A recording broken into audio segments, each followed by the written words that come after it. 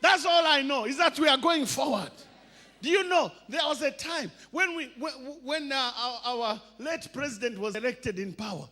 Most of us, we had misgivings. We didn't support him. We had question marks. We were doubting him. Will this man deliver? Will he deliver? But what happened? When he died, our eyes were opened. We saw how much he had done. We came out in full numbers and mourned him as a good president. Why? Because there is a God who said, go forward.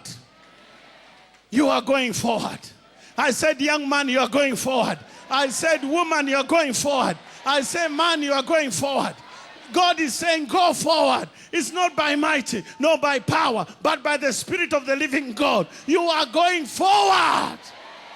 God will make a way for you. I said, God will make a way for you.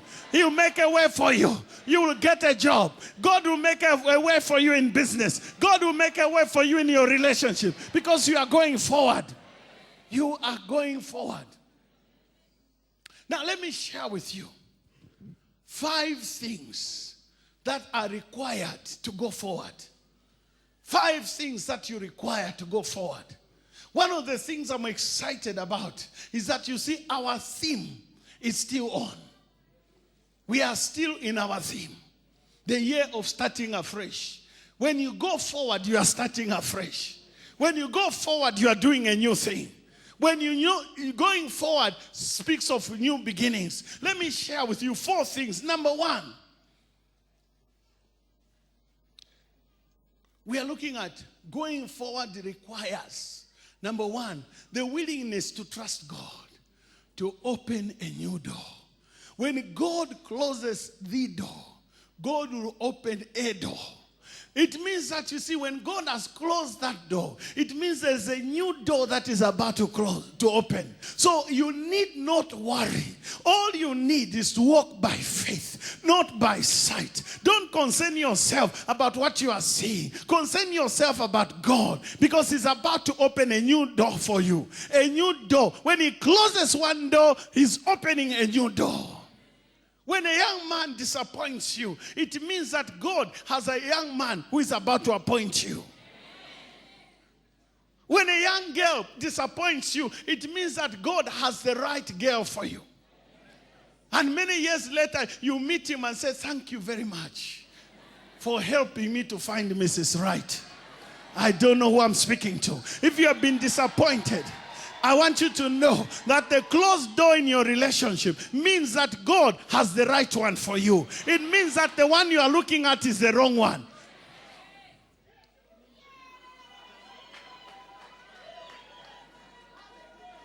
If God closes the door of your employment, it means that there is a better job somewhere. I said there is a better job somewhere. It means God has something better for you. Turn to your neighbor and say, God has something better for me. God, when He closes a door, He will open another. If you don't believe me, ask Elijah. Elijah was by the brook and drinking water, and it dried up. And Elijah didn't worry. He said, I didn't bring myself here. God brought me here. And God spoke and said, go to the widow of Zarephath. I have commanded her, meaning that your time here is finished. But there is a new place where I'll feed you. And I came to tell you, every door that is closed, it means your time is finished. God has something new for you. Where every door that is closed, it means that God wants to take you somewhere. God wants to take you somewhere. And God, this year will not end. He's taking you somewhere. He's opening a new door for you. He's opening a new door for you. This year is not going to end.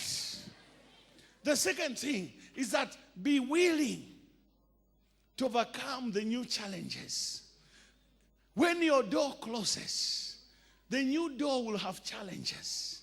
But you see, be willing to overcome the challenges. Be willing to overcome the challenges. Do you know what I'm talking about? Be willing to overcome the challenges. The same grace that opened the first door is the same grace that will open the second door. With every door, there will be grace. With every door, there will be God's help. Whatever door God opens for you, He will give you what it takes to meet the challenges. He'll give you what it takes. He'll give you what? He says, my grace is sufficient for you. And my strength is perfected in weakness. The third thing, you need willingness to start afresh.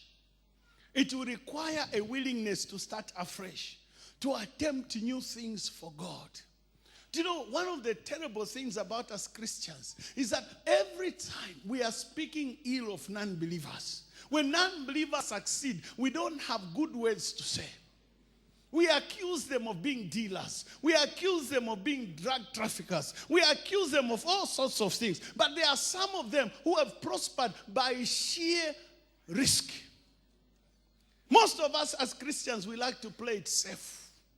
We want to continue in our job, where we are called executive director, where we are called manager, where we are called whatever we are called. We like that.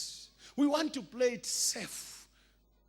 Jesus one day was walking on water and coming towards the disciples in the early hours of the morning. And when the disciples saw him, they thought it was a ghost. All of them, they were afraid for their lives.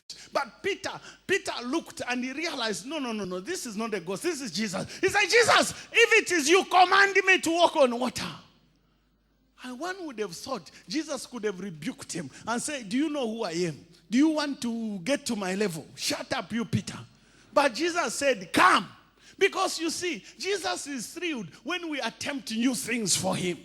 He is excited when we step out of the boat. So he said to him, come. And Peter, flesh and blood, walked on water. Let's be fair to him. He made some couple of steps. Do you understand what I'm saying? But the others remained in the boat because it's comfortable in the boat, because it's safe in the boat. Let me tell you, as long as you want to remain in the church, nothing is going to happen. If you want to remain in your little house group, nothing will happen. You need to step out. If you are going to see new doors open, you need to step out. You need to take that step of faith. You need to, faith is spelled risk. You need to have that willingness to risk. Peter risked. We played so safe. Jacob, one day, he woke up. He said to Laban, I'm tired of serving you. He said, now, when shall I do something for myself and my family? You see, it's when you realize that you need to step forward. Take that step of faith. This year before it ends, take the step of faith. Take the step of faith. Take the step of faith. Most of us, we want to play it safe. Sarah. Whatever will be, will be. You will not break through. You will not break through. Let me show you the fourth thing. The fourth thing is you need to be willing to break up with the past. Because you see, the past will keep you from going forward.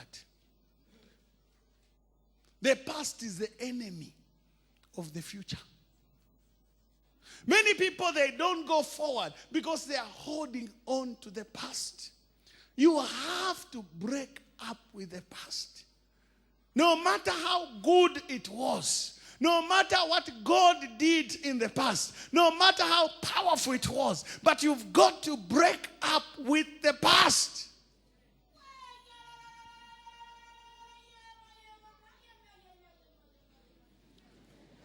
You have to break up with the past.